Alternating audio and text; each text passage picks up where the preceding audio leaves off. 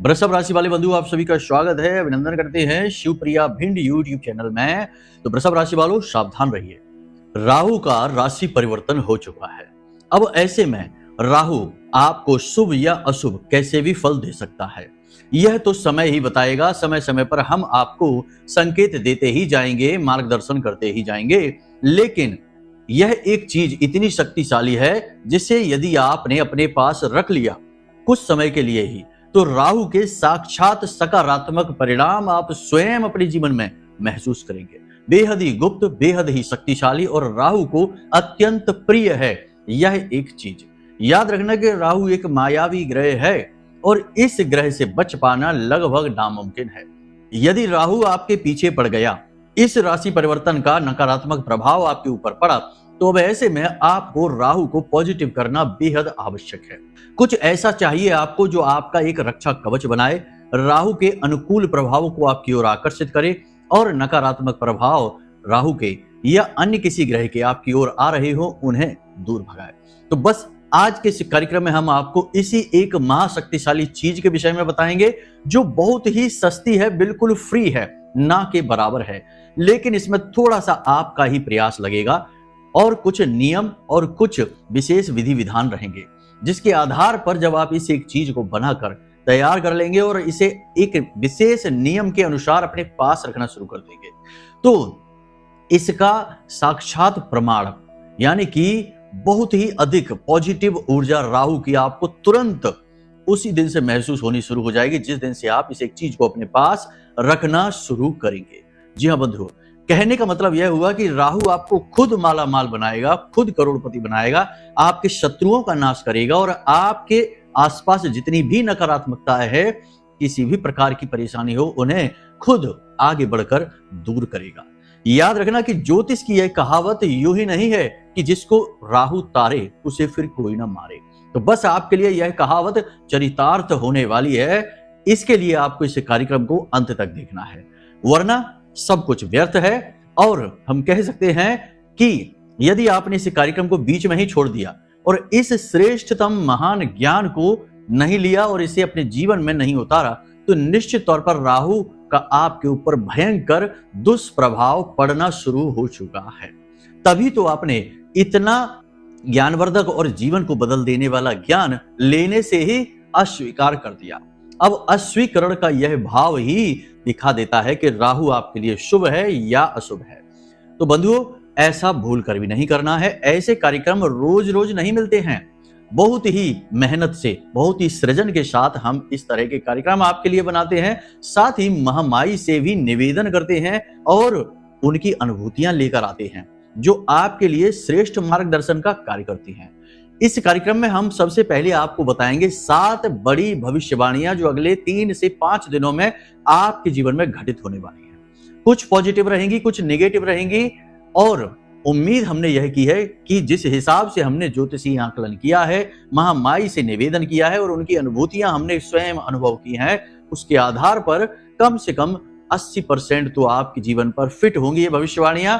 फिर भी यदि ना हो तो जो नहीं हो रही है वो किसी अन्य भाई बंधु के लिए है, आपके लिए जो है आप उसे ले लेना और उसके अनुसार हम आपको समाधान और मार्गदर्शन भी देते चलेंगे। कहने का मतलब यह है कि यह जो कार्यक्रम है यह स्टेप बाय स्टेप एक गाइड है।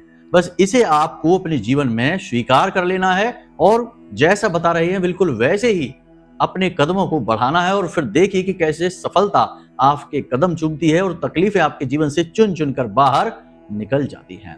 महामाई की कृपा और आशीर्वाद से यह कार्यक्रम आप तक पहुंचा है, तो इस कार्यक्रम में बताई किसी भी बात को ना तो हल्के में लेना और ना ही नजरअंदाज करना, वरना यह आपकी बहुत बड़ी भूल हो जाएगी इस विशेष समय और काल में, जबकि राहु अपना राशि परिवर्तन कर चुके हैं और अब पूरी शक्ति के साथ आपके जीवन में इनका प्रभाव दिखाई देना शुरू होने वाला है कुछ समय के बाद, लगभग 6 से 7 दिनों के बाद।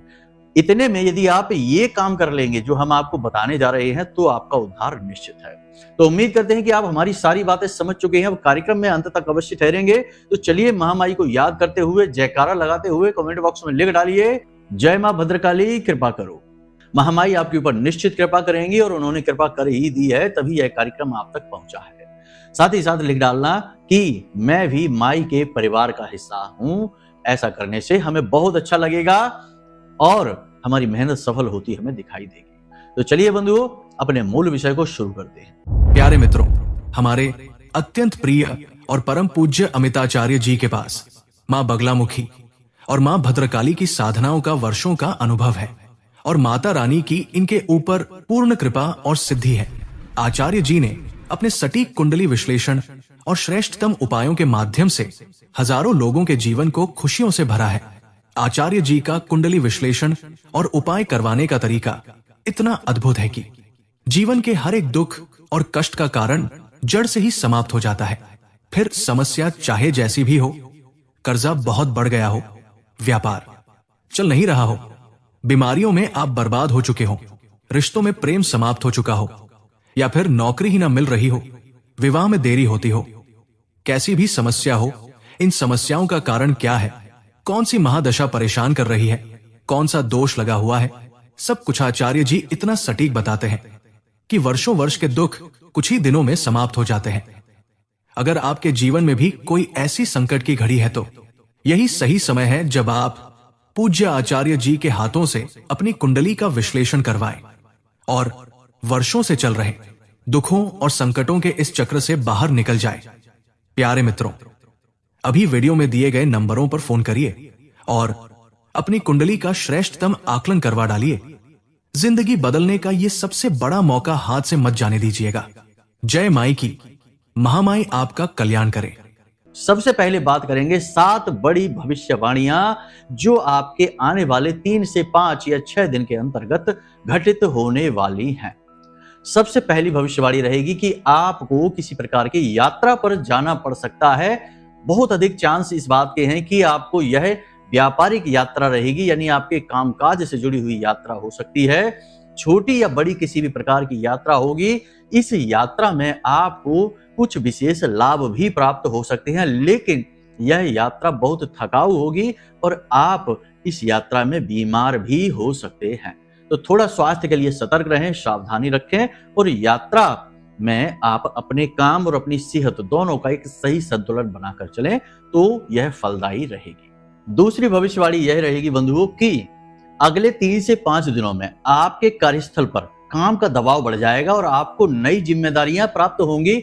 ये नई जिम्मेदारियां वैसे तो अच्छी हैं, आपके करियर के लिहाज से अच्छी हैं और आपके कार्यस्थल पर रुतबा और आपका वर्चस्व बनाएंगे, लेकिन इनके चक्कर में आपकी मेहनत बहुत अधिक हो जाएगी, तनाव की स्थिति उत्पन्न होगी जिससे आप बीमार हो सकते हैं, थकावट हो सकती है, आपकी भाषा शैली खराब हो सकती है। तो ये बहुत खराब होगा। आपको अपनी भाषा शैली पर पूर्ण नियंत्रण रखने की आवश्यकता रहेगी। नकारात्मकता को जीवन में नहीं आने देना है। हालांकि कार्यस्थल पर आपका प्रदर्शन बहुत अच्छा रहेगा, लोग आपसे प्रभावित रहेंगे, उच्च अधिकारी आपसे प्रभावित रहेंगे और आपके विरोधी सक्रिय तो रहेंगे लेकिन आपका कुछ बिगाड़ नहीं पाएंगे। इन सब अच्छाइयों के बावजूद भी आपके मन में असंतोष रहेगा, कुछ कमी सी आपको महसूस होगी, मन आपका खराब रहेगा।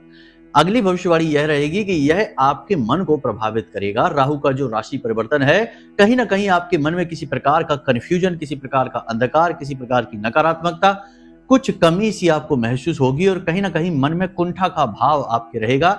इसी बात को लेकर आप लगातार टेंशन, तनाव की स्थिति में बने रहेंगे। इसी के साथ साथ अगली भविष्यवाणी यह रहेगी कि आपका धर्म के प्रति रुझान बढ़ेगा। कोई एक व्यक्ति, कोई धर्म गुरु या फिर अध्यात्म से जुड़ा व्यक्ति जिससे आपकी मुलाकात होगी, या आपके गुरु या कोई ऐसे सज्जन व्यक्ति आपके घर में आ सकते हैं जो धर्म से जुड़े होंगे, पूजा पाठ से जुड़े होंगे, जिनसे मिलने के बाद आपको काफी शांति का एहसास होगा, मन आपका शांत होगा, शुद्ध होगा, आपका खुद का भी मन पूजा पाठ में, भगवान की भक्ति में लग सकता है, धर्म की ओर आप आकर्षित हो सकते हैं। एक बात यहाँ पर हम आपको बता दें कि गुरु इस समय अतिचारी हो चुके हैं और इनका प्रभाव आपके ऊपर स्पष्ट दिखाई देगा। हालांकि मन में उथल पुथल, काम का तनाव, दबाव, थकान अवश्य रहेगी, लेकिन इन सब के बावजूद भी आप धर्म के प्रति अपना रुझान दिखाएंगे, अच्छे कार्य करेंगे, कुछ दान धर्म आप कर सकते हैं, कुछ न कुछ धर्म से जुड़ी गतिविधियों से जुड़ सकते हैं और बड़े बुजुर्गों का सम्मान करेंगे और सलाह मशवरा भी करेंगे।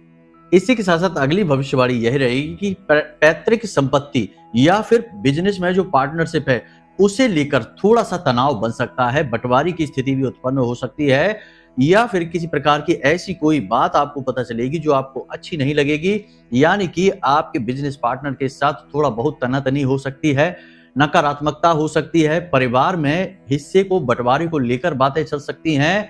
इसी के साथ साथ जीवन साथी के साथ और प्रेमी के साथ भी तनाव की स्थिति बन सकती है। इससे आपके रिश्तों में थोड़ी सी खटास आएगी और आपको अच्छा कम लगेगा।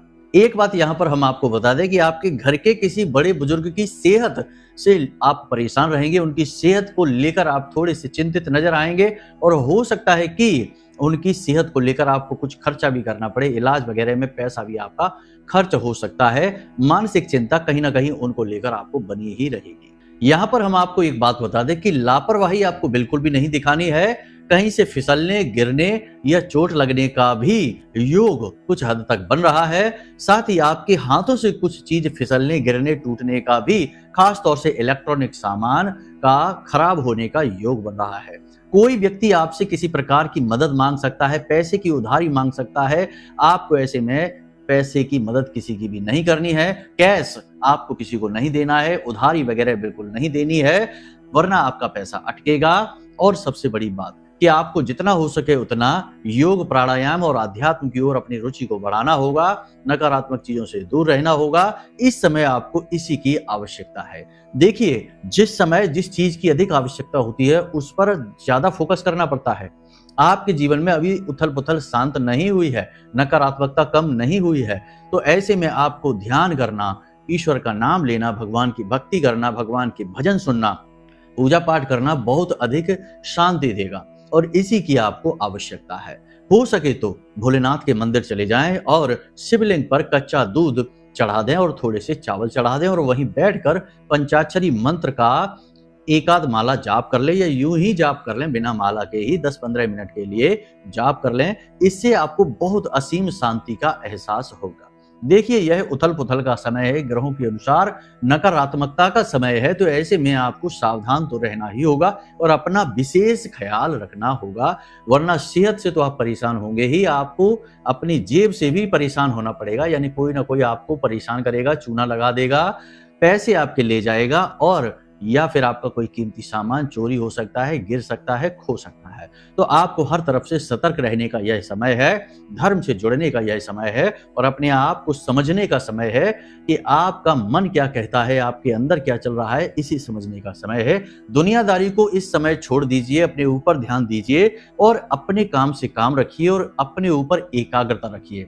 दुनिया की हलचल और दुनिया की बातों से किसका भला हुआ है जो आपका हो जाएगा। यह सब हम आपसे इसलिए कह रहे हैं कि इस समय आपको अपने मन पर नियंत्रण रखने की बहुत अधिक आवश्यकता रहेगी। तो ये सारी बातें हमने आपको बता दी आने वाले समय की। इनमें से बहुत सारी बातें आपके जीवन में मैच होने वाली हैं, तो उनके बारे में सावधान रहना।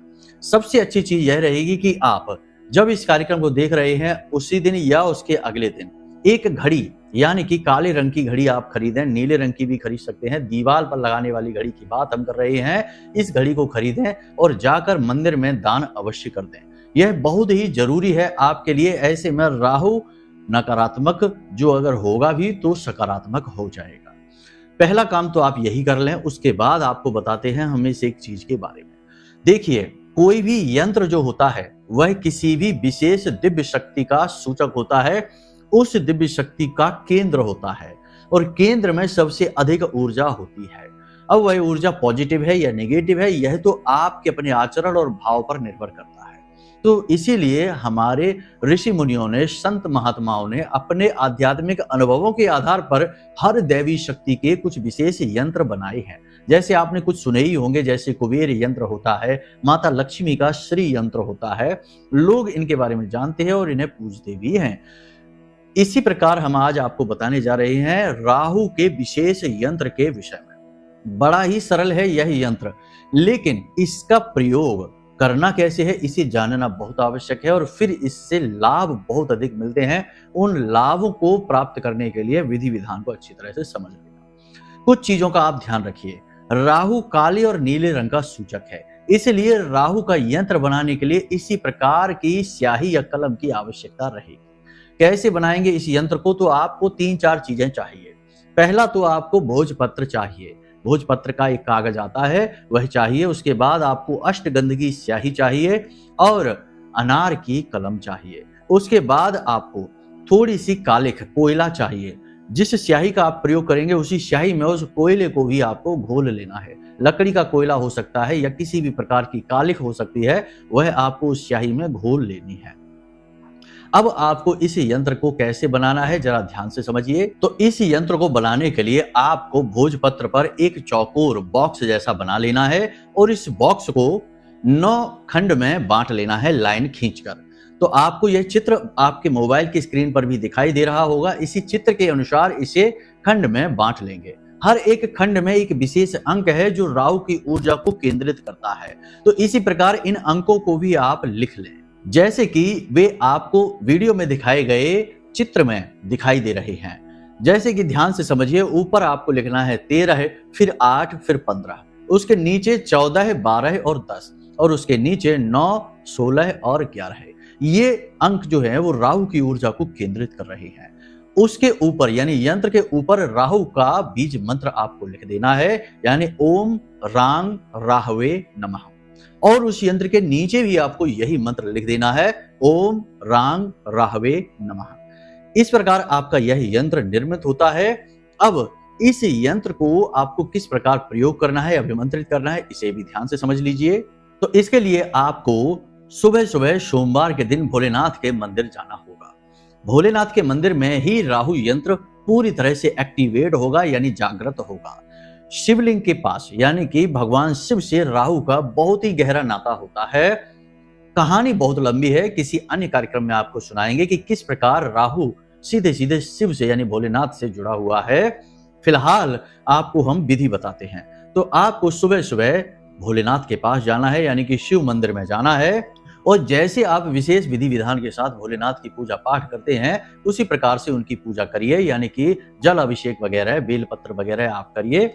उसके बाद आप ओम नमः शिवाय पंचाक्षरी मंत्र का 10 से 15 मिनट जाप करिए। उसके बाद आपको ये जो यंत्र है जो आपने बनाए हैं, 2 यंत्र आपको बनाने हैं, असल में एक नहीं बनाना है, ये हम बताना आपको भूल गए। तो आपने 2 यंत्र जो बनाए हैं, इन्हें आप किसी काले रंग के कागज में या नीले रंग के कागज के बीचों बीच, यानी कि नीचे नीले रंग का कागज, ऊपर नीले रंग का कागज और बीच में ये यंत्र है, इस प्रकार दबाकर सीधा रखना है, टेढ़ा मेढ़ा नहीं। और यंत्र का आकार बहुत बड़ा नहीं करना है, छोटा सा ही आकार आप करें।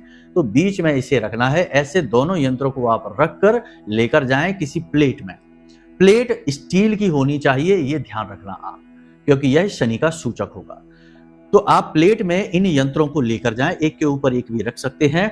अब जब आपने पंचाक्षरी मंत्र का जाप कर लिया, उसके बाद इन यंत्रों को आप भगवान भोलेनाथ के शिवलिंग के ऊपर रख देंगे प्लेट के सहित।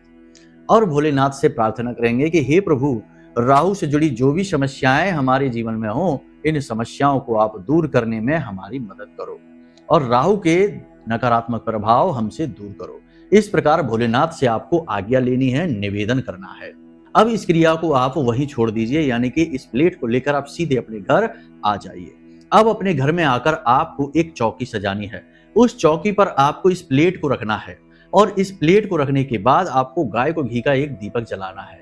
गाय के घी का दीपक जलाने के बाद आपको राहु का बीज मंत्र ओम रांग राहवे नमः, इस मंत्र का आपको 10 से 15 मिनट लगातार जाप करना है, बस और कुछ भी नहीं।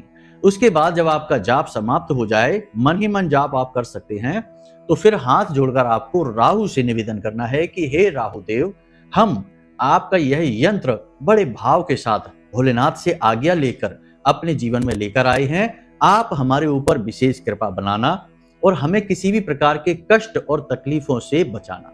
हम आपकी शरण में हैं। जी हाँ, भोलेनाथ से आपने आज्ञा ली है। याद रखना कि भोलेनाथ राहु के प्राण रक्षक हैं, इसलिए राहु भोलेनाथ की बात कभी काट ही नहीं सकता है। तो आपको इस प्रकार राहु से निवेदन करना है और फिर इस यंत्र को अपने पूजा घर में भोलेनाथ के चरणों के नीचे रख देना है, यानी कि भगवान शिव की जो फोटो होगी या शिवलिंग होगा उधर को सबसे नीचे रख देना है, नीले कागजों के बीच में ही। दूसरे यंत्र को आपको फोल्ड कर लेना है और फोल्ड करके उसे अपनी जेब में रख लेना है। जब भी आप अपने कामकाज से घर से बाहर निकलें तो इस यंत्र को अपनी जेब में रखें। शर्ट की जेब में रखेंगे तो सर्वोत्तम रहेगा। चमड़े का पर्स वगैरह है तो उसमें इसे स्पर्श ना कराएं, क्योंकि यह पवित्र वस्तु बन चुका है।